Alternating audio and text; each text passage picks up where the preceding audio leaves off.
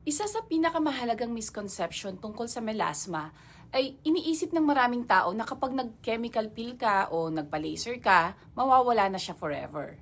Unfortunately, hindi ganoon kasimple ang melasma. Ang melasma ay hindi lang simpleng pigmentation na nasa ibabaw ng balat.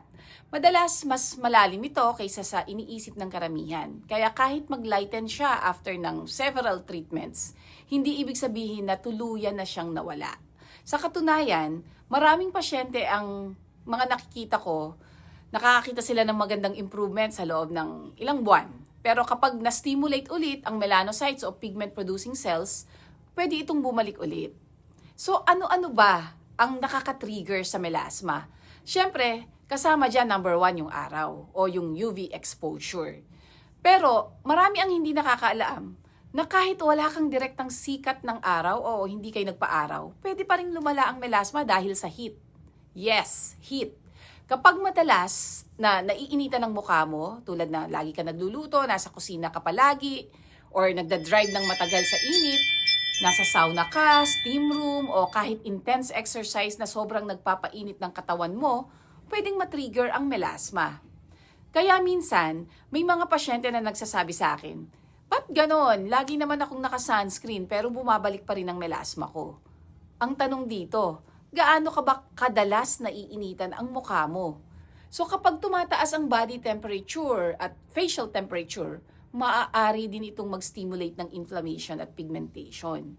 Kaya isa sa mga simpleng tips namin ay after outdoor activities or exercise, mag-cool down ng maayos. Pwede kang gumamit ng mga cold compress o mag-ice chips ka sa bibig para makatulong sa pag-regulate ng body temperature mo para mabalance siya at makatulong mabawasan ang facial heat exposure.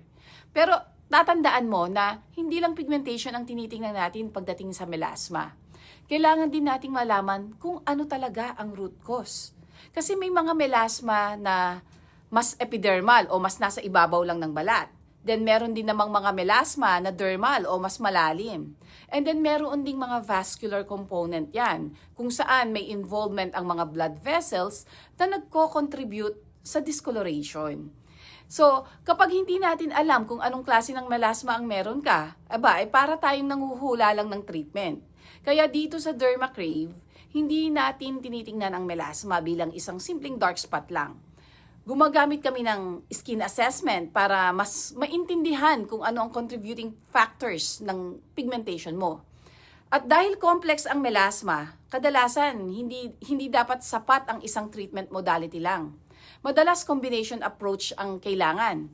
Maaaring kasama rito yung prescription medications, pigment regulating skincare, strict sun and heat protection, at advanced treatments tulad ng mga thulium laser o yellow laser para makatulong sa pigmentation management.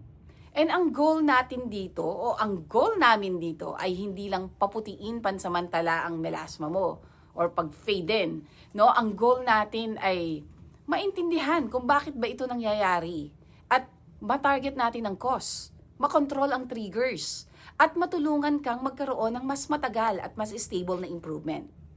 So dahil sa melasma, hindi lang ang tanong ay paano ito tatanggalin? Dapat mas importante ang tanong na bakit ito bumabalik? Kapag nahanap natin ang sagot dyan, doon nagsisimula ang totoong paggamot ng melasma. Kaya try nyo mag-consult dito sa amin sa Dermacrave Aesthetics. You can book online or call or text 909-630-8484. And our website is www.dermacrave.com. Bye!